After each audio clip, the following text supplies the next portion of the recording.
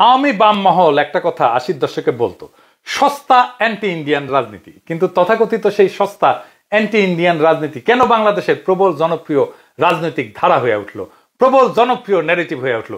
কেন দামি রাজনীতিগুলো মার খেয়ে গেল? বাংলাদেশের রাজনীতিতে অ্যান্টি ইন্ডিয়ান রাজনীতির ধারা এতই প্রবল যে এখন কোনোভাবে ভারতের প্রশ্নে রাজনৈতিক দলকে, এমনকি সুশীল সমাজকে প্রকাশ্যে অবস্থান নিতে হচ্ছে। কিন্তু কেন বাংলাদেশের রাজনীতি এইভাবে ভারত বিরোধিতার জায়গা করে নিল? আর কেনই বা আমাদের স্পষ্টভাবে বোঝা দরকার এই অ্যান্টি ইন্ডিয়ান বলতে আমরা কি বুঝবো, এবং এই রাজনীতির আদৌ কোনো ঐতিহাসিক প্রয়োজন আছে কিনা? এই যে ভারত বিরোধিতা, এটা কি ভারত রাষ্ট্রের বিরুদ্ধে? না, একেবারেই না। বাংলাদেশে অ্যান্টি ইন্ডিয়ান রাজনীতি যত না ভারতের বিরুদ্ধে, তার চেয়ে বেশি দেশের ভিতরে, মানে বাংলাদেশের ভিতরে একটা বিশাল ঐতিহাসিক রাজনৈতিক ভাবনা, মতবাদ বা আইডিওলজির বিরুদ্ধে।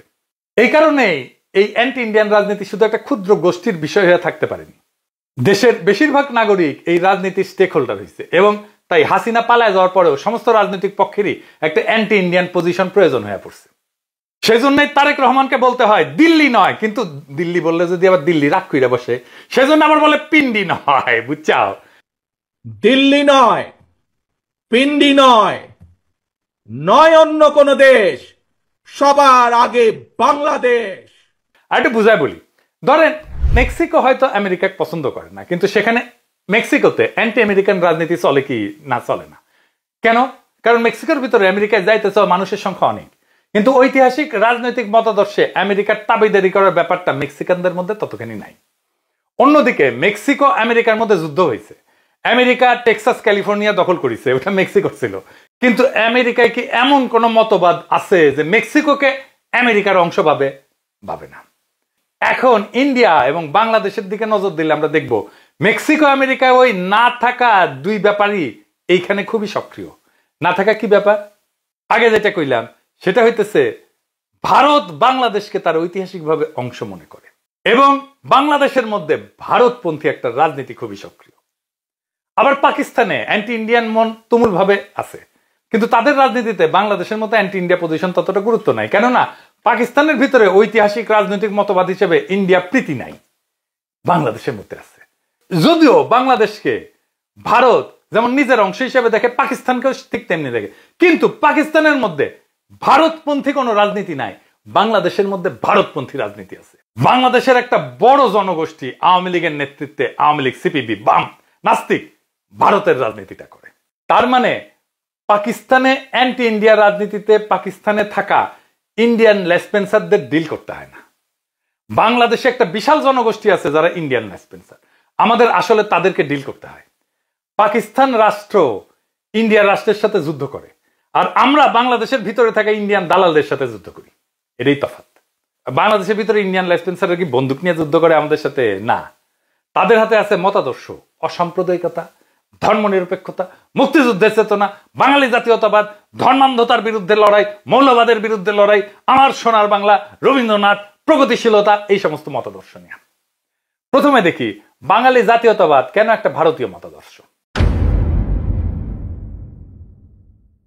আপনি দেখেন আজকের ভারত, তার ভিতরের কয়েকটা জাতীয়তাবাদী আন্দোলন নিয়ে খুবই উদ্বিগ্ন, যেমন তামিল জাতীয়তাবাদী আন্দোলন, খালিস্তান নিয়ে, নাগা জাতীয়তাবাদী আন্দোলন নিয়ে, মণিপুর নিয়ে, তেলেগু জাতীয়তাবাদী আন্দোলন নিয়ে। ভারতীয় ইউনিয়ন অটুট থাকবে কিনা তা সামলাইতে দিল্লি খুবই বিপাকে। কিন্তু এদিকে বাঙালি জাতীয়তাবাদের হাতে একটা পুরা দেশ থাকলেও পশ্চিমবঙ্গ নিয়ে ভারত কিন্তু মোটেও চিন্তিত না। সে মনে করে না যে পশ্চিমবঙ্গ সুইটা বাংলাদেশের সাথে যুক্ত হয়ে যাবে, বড় উল্টা বাংলাদেশের বাঙালি জাতীয়তাবাদের সঙ্গে ভারতের যত খাতির।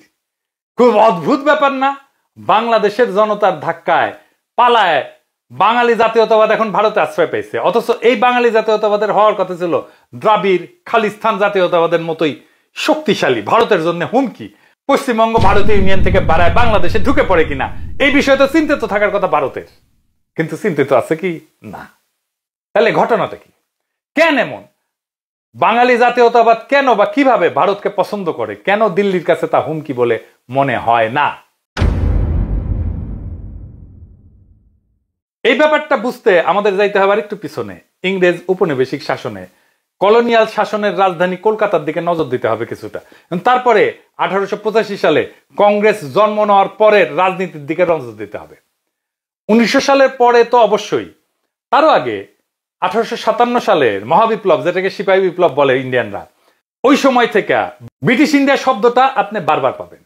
মনে হবে যেন এটি স্বাভাবিক। আগেও যেমন এমন নামেই ডাকা হইতো।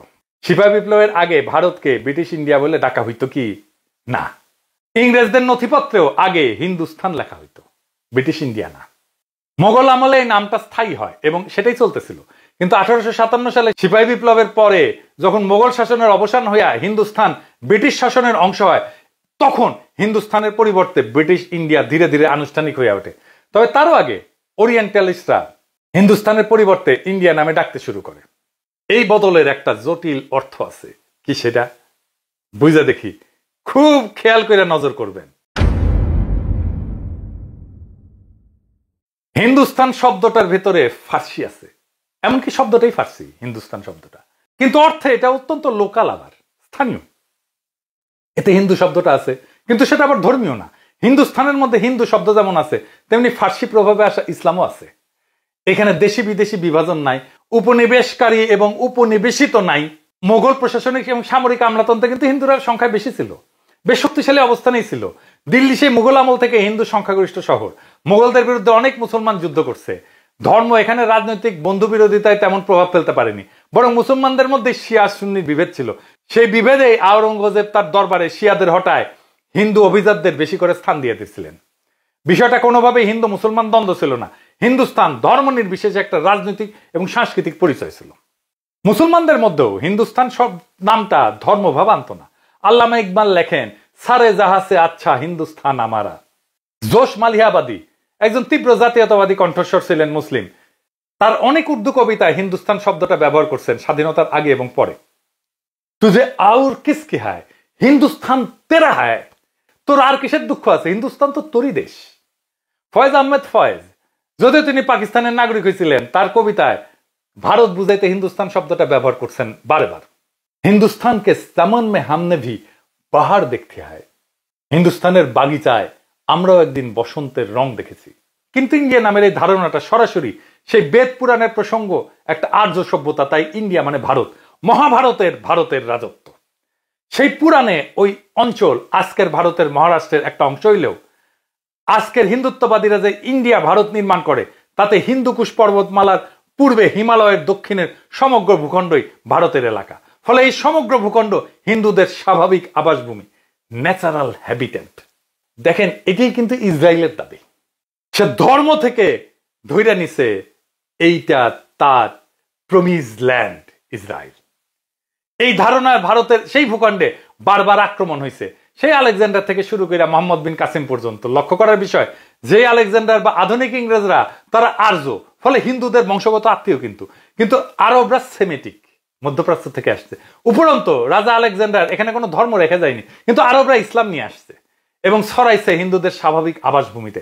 এইটা একটা অন্যায় করে ফেলছে মুসলমানেরা। তাই আরবরা বিদেশি, ইসলাম বিদেশি, ইনভেডার, আক্রমণকারী।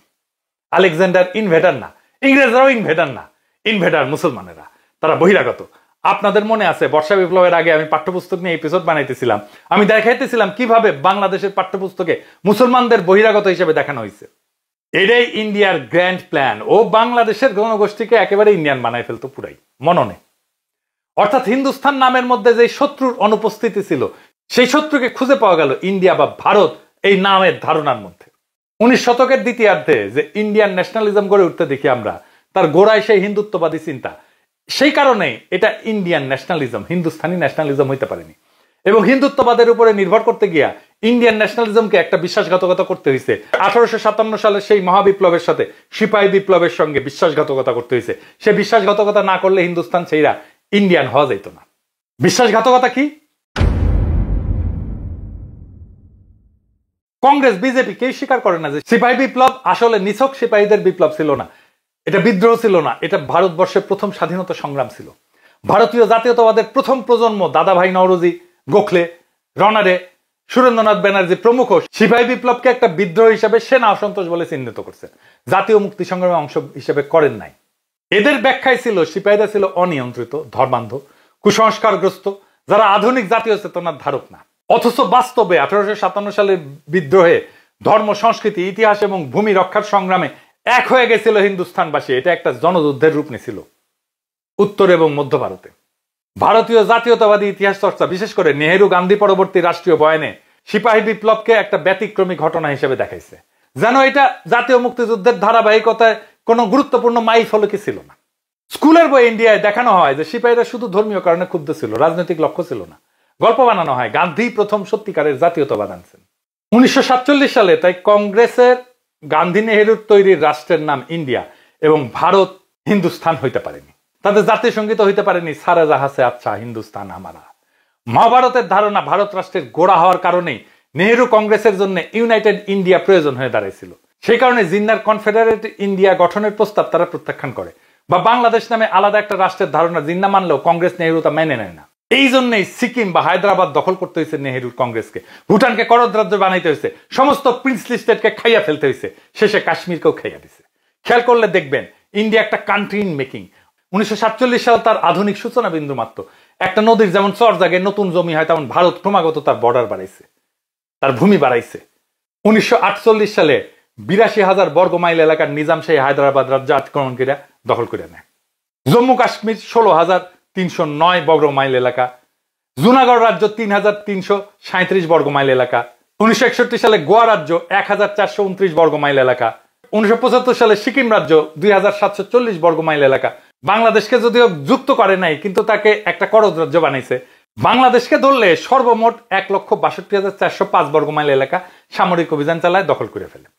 এই এলাকা জার্মানি অথবা পোল্যান্ডের এরিয়া থেকেও বেশি। এর মধ্যে 1,05,084 বর্গ মাইল এলাকা নিজের সাথে অফিসিয়ালি অ্যানেক্স করে নেয়, মানে নিজের ভূমির অংশ করে নেয়। আজকাল ভারতে কংগ্রেস আর আরএসএস বিজেপি অনেকের কাছে খুব আলাদা মনে হতে পারে, কিন্তু বিজেপি আদতেই কংগ্রেসেরই একটা বিবর্তিত বাছুর। কারণ সেই হিন্দু জাতীয়তাবাদীদের তৈরি ইন্ডিয়া দুইটারই স্বপ্নের শরিকির নাম। সেই কারণে গান্ধী যেমন গরুর হেফাজতি হয়েছিলেন, তেমনি ইন্দিরাও বাছুর গাইমা দিয়া তার নির্বাচনী পোস্টার বানাইছিলেন। গোরক্ষা আন্দোলন তো আসলে গান্ধীর রাজনীতি। হিন্দুস্তান ভাগ হইয়া ইন্ডিয়া হওয়ার এই আলাপের প্রয়োজন আছে কলোনিয়াল কলকাতা বাঙালি জাতীয়তাবাদের জন্ম নেওয়ার ঘটনাটা বোঝার জন্য। কারণ ওই বাঙালি জাতীয়তাবাদের গোড়ায় সেই হিন্দু জাতীয়তাবাদী। এই কারণে এটা খালিস্তান বা দ্রাবিড় নাগা জাতীয়তাবাদের সমপর্যায়ের ঘটনা না, এবং এই কারণে বাঙালি জাতীয়তাবাদ নিয়ে দুশ্চিন্তার কোনো প্রয়োজন নাই দিল্লি ইন্ডিয়ার। কলোনিয়াল কলকাতায় বাঙালি জাতীয়তাবাদ গড়ে তোলার সবচেয়ে বড় কারিগর কে, এটা না চিনলে বাংলাদেশ নিয়ে ইন্ডিয়ার পুরো রাজনীতিটা বোঝা যাবে না। এই কারিগরের নাম বঙ্কিমের বঙ্গদর্শন। আমি আলাপ করছি না জাতীয় সঙ্গীত নিয়ে আলোচনায়, দেখেছেন একটার সাথে একটা কিভাবে যুক্ত। বঙ্গদর্শনে বঙ্গ এই শব্দটার দিকে আমাদের নজর দেওয়া দরকার। বঙ্গ মানে কিন্তু বাংলা না, এবং কলোনিয়াল কলকাতার ভাষা অর্থে শুধু বাংলা শব্দটা ছিল। ভূখণ্ড বা অঞ্চল অর্থে বাংলা শব্দটা পাবেন না আপনি। ভূগোল এই অর্থে কেবল বঙ্গ শব্দটা ছিল, বঙ্গ। সেই জন্যই সিরাজুল আলম খানের গুরু চিত্তরঞ্জন সুতার যখন বাংলাদেশের ভূখণ্ডে বিচ্ছিন্নতাবাদী আন্দোলন করে, সেটার নাম হয় বঙ্গভূমি। এইটা অত্যন্ত গভীর সাইকোপলিটিক্যাল ঘটনা। হিন্দুস্তানের মতো দেখেন, বাংলা শব্দটা ভূখণ্ড টেরিটরি অর্থে হিন্দুস্তান শব্দের মতো, ফার্সি ভাব আছে অর্ধেক, ফলে মুসলমানই ভাবতেন তারা বাংলাকে। তাছাড়া বাংলা খুবই সাম্প্রতিক ঘটনা, আদি এরিয়ান কানেকশন পাওয়া কঠিন। ইরানিরা আর্য হইলেও তারা পুরাণ বা হিন্দু বেদের আর্যদের চোখে ইনভেডার। উপরন্ত সেমেটিক মুসলিম ঘরানার প্রতিনিধিত্ব করে। কলোনিয়াল কলকাতার বুদ্ধিজীবীরা নিজেদের সেই বেদের আর্যদের উত্তরসূরি ভাবতেন, এবং বাংলা শব্দ লেখা ছিল তাদের পরাজয়ের লজ্জার ইতিহাস যদি এটা ভূখণ্ড হিসেবে ব্যবহার করত। বঙ্গ শব্দে তারা বেদ পুরাণের ভিতরে ঢুকিয়া 3000 বছরের ইতিহাসের দাবি করতে পারতেন, সংস্কৃতের সরাসরি উত্তরসূরি দাবি করতে পারতেন। ফলে বঙ্গের ভাষা একটা আর্য ভাষা, যেটাকে এক কথায় বাংলা বলা হলো বাংলা থেকে বাঙ্গালা থেকে বাংলা। ফলে বাঙালি একটা আর্য জাতি, যার জাতীয় ন্যাশনাল ধর্ম হিন্দু, এবং বাংলা ভাষা যেমন সংস্কৃতের কন্যা, তেমনি বাঙালি জাতি সেই বেদ পুরাণের আদি আর্যদের একটা শাখা। ফলে বাঙালি একটা জাতি যারা ইন্ডিয়ান নামের মহাজাতির উত্তরসূরি, এবং বাঙালির মতো আরো অনেক শাখা মিলে এখনো সেই মহাজাতি বহাল তবিয়তে টিকে আছে। বাঙালি এবং ইন্ডিয়ান ভারতীয় কিভাবে আত্মীয়, তাদের আর্য আত্মীয়তা এবং বাঙালি হয়ে কিভাবে ইন্ডিয়ান ভারতীয় হওয়া যাচ্ছে, দুয়ের কোনো দ্বন্দ্ব বা সংঘাত কেন নাই, এই বিষয়ে বঙ্কিম বিস্তারিতভাবে লিখছেন তার বঙ্গদর্শনে। ইন্ডিয়ান আর্য ভারত নিয়ে বঙ্কিমের স্বপ্ন পরে আগায় নিয়ে গেছেন রামকৃষ্ণের শিষ্য বিবেকানন্দ, তারপর রবীন্দ্রনাথ, অবনীন্দ্রনাথ আঁকছেন ভারত মাতা, এবং শেষ পর্যন্ত কংগ্রেস বানাইছে ইন্ডিয়া ভারত। এই যে দীর্ঘ পথ এবং তার বাঘগুলাকে বিবেচনায় রেখে আমি তাই বলি যে ইন্ডিয়া ভাগ হয়নি, বরং হিন্দুস্তান কয়েক ভাগ হয়েছে, যার মধ্যে একটার নাম ইন্ডিয়া। ফলে ব্রিটিশ ইন্ডিয়া মানে তাদের চোখে একটা অখণ্ড জমিন ভারত। বঙ্গভঙ্গ প্রতিহত করার আন্দোলনের ব্যাখ্যায় অনেকে অর্থনীতিবাদেও এই অখণ্ড ভারত বানানোর যে ইতিহাস এবং রাজনৈতিক প্রকল্প আসছে সেটা বুঝতে পারেন না।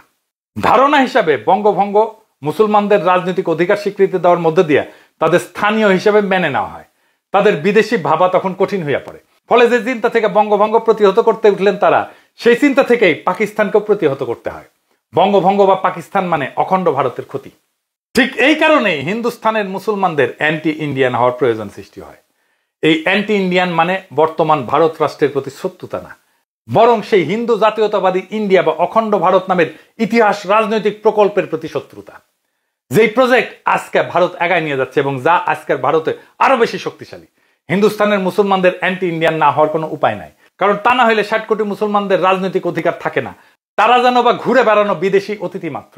অখণ্ড ভারত নামের সেই ইতিহাস রাজনৈতিক প্রকল্প ওইভাবে দেখে বলে বাবরি মসজিদ ভেঙে ফেলতে হয়। তাজমহল হয়ে যায় একটা শিব মন্দির। হিন্দুস্তানের সকল মসজিদ সেই ইন্ডিয়ান আর্যদের পরাজয় এবং মুসলমানদের বেদখলের চিহ্ন। এইগুলা ওই ভূমিতে থাকার অধিকার রাখে না মোটেই, তাই ভেঙে ফেলতে হবে। এটাই ভারতের রাজনীতি। হিন্দু জাতীয়তাবাদী বর্ণবাদী, যেটা আর্য অহংকারী জেনোফোবিক বেদ পুরাণকে ইতিহাস ধরে নাও অখণ্ড ভারত নামের ইতিহাস রাজনৈতিক প্রকল্পের খপ্পর থেকে নিজেদেরকে বাঁচাইতে হিন্দুস্তানের মুসলমানদের মরিয়া রাজনীতির নামই পাকিস্তান আন্দোলন। তখনকার ইতিহাস হিন্দু জাতীয়তাবাদী ধোয়ার মতো আফসা না থাকলে সেটা হইতে পারতো হিন্দুস্তান আন্দোলন।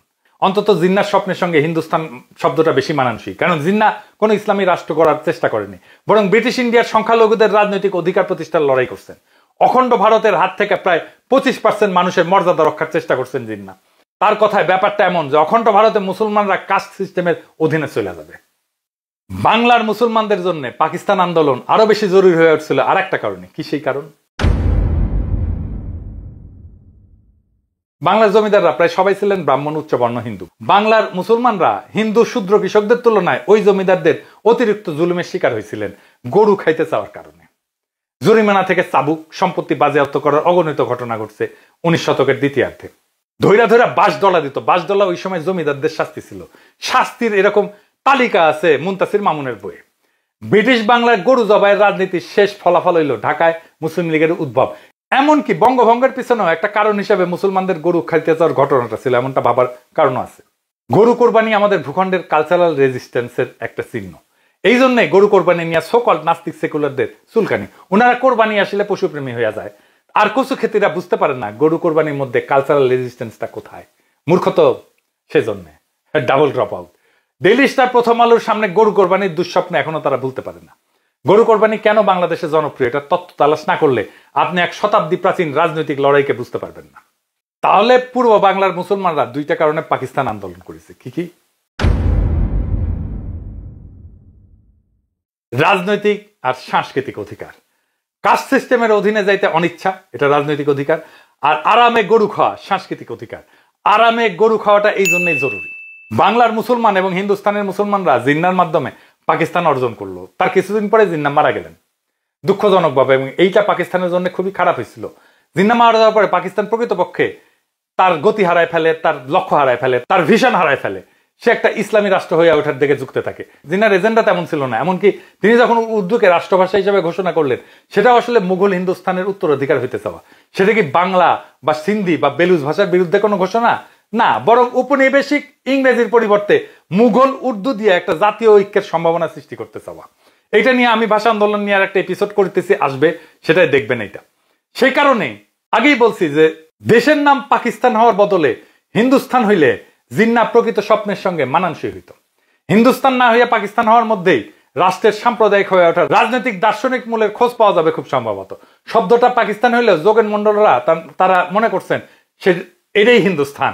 যোগেন মন্ডলের বিষয়টা জানেন তো? যোগেন মন্ডল ছিল পূর্ববঙ্গের দলিত হিন্দুদের নেতা। তারাও পাকিস্তান আন্দোলন করছিল। পাকিস্তান আন্দোলন শুধু মুসলমানদের আন্দোলন ছিল না, এটা ছিল ভারতবর্ষের সংখ্যালঘু সম্প্রদায়ের আলাদা রাষ্ট্রের আন্দোলন। যোগেন মন্ডল পাকিস্তানের মন্ত্রী হয়েছিলেন, কিন্তু জিন্নার মৃত্যুর পরে টিকতে পারেন নাই, পলায় ইন্ডিয়া চলে গেছিলেন। কিন্তু বাস্তবে পাকিস্তান হিন্দুস্তানের সংখ্যালঘুর রাষ্ট্র না হইয়া পাকিস্তান একান্তই মুসলমানদের রাষ্ট্র হয়ে উঠতে থাকায় পাকিস্তানে দাঙ্গা দেখতে হইলো আমাদের। যোগেন মন্ডলদের দেশ ছেড়ে চলে যেতে হলো। আমাদের অনেকের খারাপ লাগলেও ইতিহাসের দায় মেটাতে আমাদের মানতে হবে যে সেটা ছিল পাকিস্তান রাষ্ট্রের বড় বিশ্বাসঘাতকতা যোগেন মন্ডলদের সাথে। এখনো ইন্ডিয়ানরা আইসা বলে যে যোগেন মন্ডল কেন ইন্ডিয়া পালাইছিল। পাকিস্তান রাষ্ট্রে যোগেন মন্ডল শুধু না, বাঙালি মুসলমানদেরকে তো রাখতে পারে নাই, তাই না? পাকিস্তান রাষ্ট্রের বিশ্বাসঘাতকতার ভেতরে পরবর্তী বাংলাদেশের ইতিহাস এবং গইরা ওঠার শর্তের ভিত্তি পাওয়া যাবে। তো হিন্দু বাঙালির সঙ্গে তো পাকিস্তান সে 1950 সালে বিশ্বাসঘাতকতা করছে, মুসলমান বাঙালির সঙ্গে বিশ্বাসঘাতকতার শুরুটা কবে? এইটা হচ্ছে যুক্তফ্রন্ট সরকার ভেঙে দেওয়ার ঘটনায়। তার আগে উর্দুকে রাষ্ট্রভাষা হিসেবে জিন্নার ইংরেজি ঘোষণার কমিউনিকেশনও খারাপ ছিল। মুসলমান বাঙালির মনে পাকিস্তান রাষ্ট্রের ইচ্ছা নিয়ে সন্দেহ জন্মাইছে সেই ঘটনায় 1952 সালে, যেটা বড় বিপর্যয় হিসেবে হাজির হয়েছে। তবুও মুসলমান বাঙালির সঙ্গে গোজামিলের মিলবিশ ঘটতে পারত হয়তো, কিন্তু একটা ঘটনা সবকিছু পাল্টায় দেয়। 1965 সালের যুদ্ধে মুসলমান বাঙালির কালেকটিভ সাইকিতে প্রকৃত ক্ষত তৈরি হয়। পাকিস্তান রাষ্ট্রের বিশ্বাসঘাতকতা সম্পর্কে মুসলমান বাঙালির সন্দেহ দৃঢ় বিশ্বাসের রূপ নেয়। 65 সালে কি হয়? 1965 সালে ইন্ডিয়া পাকিস্তান যুদ্ধ লাগে। পশ্চিম পাকিস্তান পূর্ব পাকিস্তানকে অরক্ষিত রেখা পশ্চিম পাকিস্তানকে প্রোটেক্ট করে। ইন্ডিয়া পূর্ব পাকিস্তানে আক্রমণ করে নাই, করলে বিনা বাধায় দখল করে নিতে পারত পূর্ব পাকিস্তান, কোন রেজিস্ট্যান্স ছাড়াই। এমনকি ইস্ট বেঙ্গল রেজিমেন্টকে পূর্ব পাকিস্তানের ডিফেন্সে রাখা হয় নাই, পশ্চিম পাকিস্তানে ছিল পুরা রেজিমেন্ট। পূর্ব পাকিস্তানের মুসলমান বাঙালি 1965 সালে পুরোপুরি বুঝতে পারে যে পাকিস্তান রাষ্ট্র তাদেরকে প্রকৃত মুসলমান ভাবে না, এবং পাকিস্তান অর্জনে মুসলমান বাঙালি জীবন কোরবানি দিলেও তাদের নিরাপত্তা নিয়ে মোটেও ভাবে না পাকিস্তান রাষ্ট্র। মুসলমান বাঙালি বুঝতে পারে যে 1965 সালের যুদ্ধে পুরা পূর্ব পাকিস্তান খুব সহজেই দখল করতে পারত ভারত।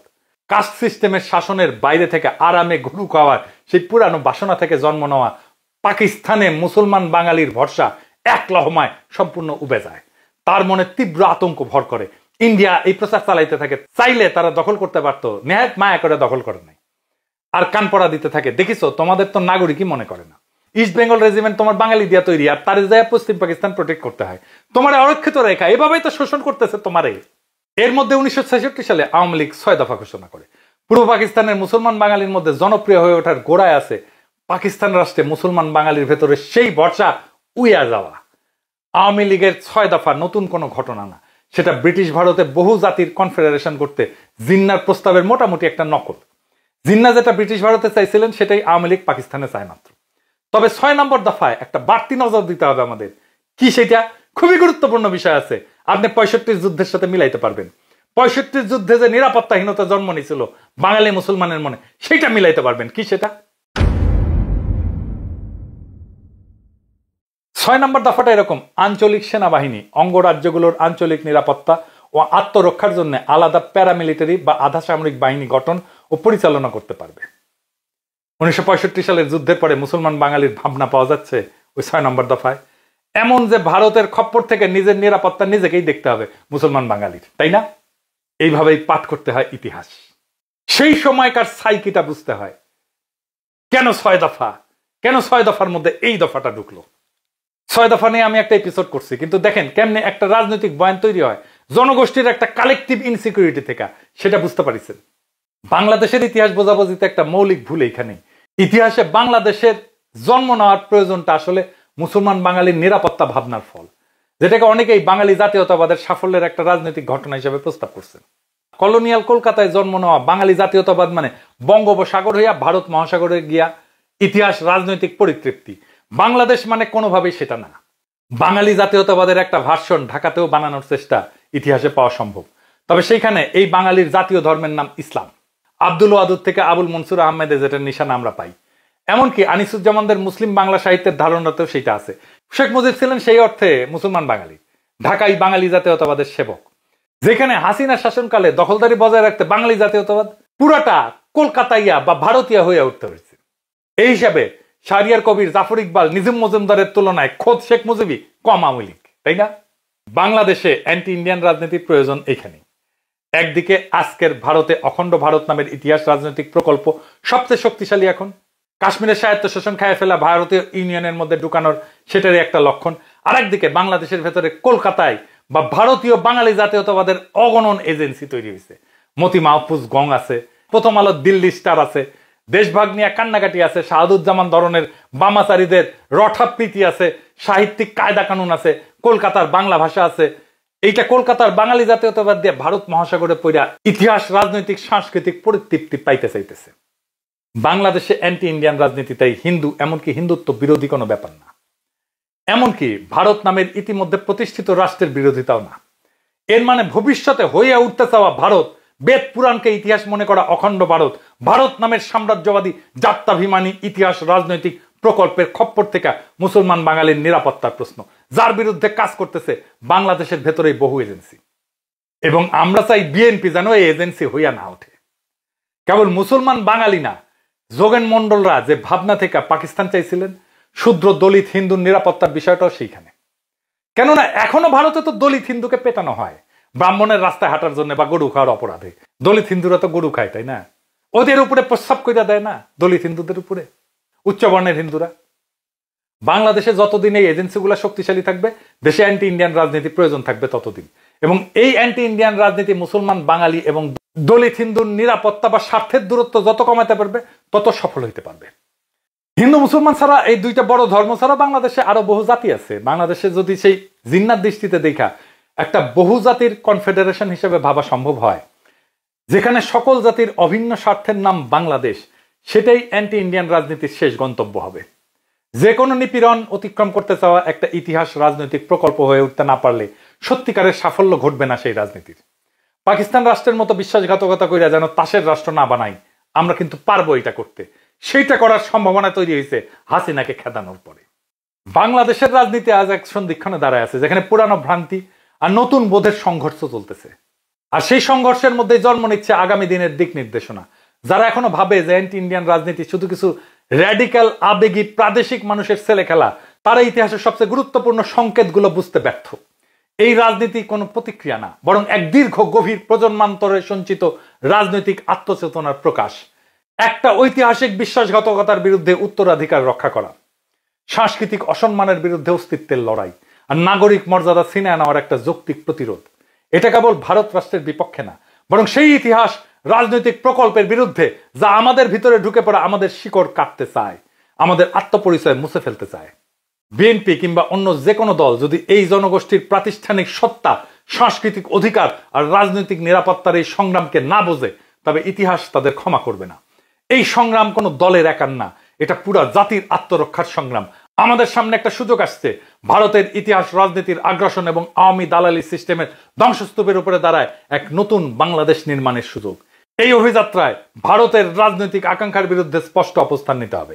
বাংলাদেশ একটা মাত্র জাতির না, বহু জাতির সম্মিলিত চুক্তিনামা, যেখানে মুসলমান, হিন্দু, আদিবাসী, দলিত, নারী, গ্রাম আর শহর সবার অভিন্ন স্বার্থে লেখা থাকবে আমরা কেউ কারো উপর কর্তৃত্ব করব না, কেউ কারো দালাল হব না। আমরা সবাই এই মাটির মালিক। এই মাটির মিছিলে যারা থাকবেন তাদের কণ্ঠ উঠবে সেই চিরচেনা ধ্বনি, আমরা দালালি চাই না, আত্মমর্যাদা চাই, আমরা করুণা চাই না, অধিকার চাই, আমরা বিভক্তি চাই না, একতা চাই। বাংলাদেশের পক্ষে একতা, অখণ্ড ভারত নামক প্রকল্পে বিলীন হয়ে যাওয়ার আশঙ্কার বিরুদ্ধে। বাংলাদেশের ভূখণ্ডের জনগণের একটাই আশঙ্কা, মহাভারত নামের ব্ল্যাক হোল আমাদের কাশ্মীরের মতো, হায়দ্রাবাদের মতো খাইয়া ফেলে কিনা। এইবার কোনো বিশ্বাসঘাতকতা না, এইবার আমরা ইতিহাস লিখব নিজেদের নামে, নিজেদের কালি দিয়ে, নিজেদের স্বাধীনতা নিয়ে। আমরা পারবো ইনশাল্লাহ। ইনকিলাব জিন্দাবাদ।